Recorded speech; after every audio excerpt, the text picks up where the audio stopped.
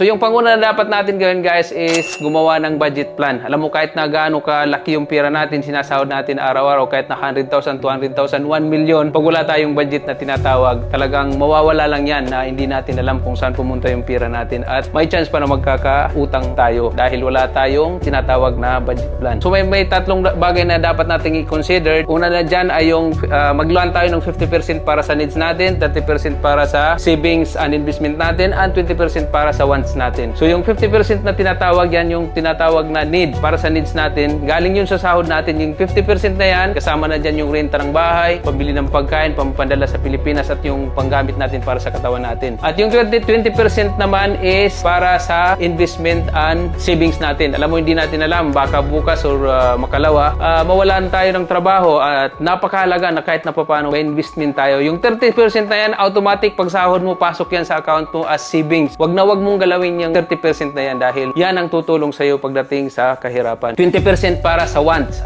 Bilang isang OFW, kailangan din natin lumabas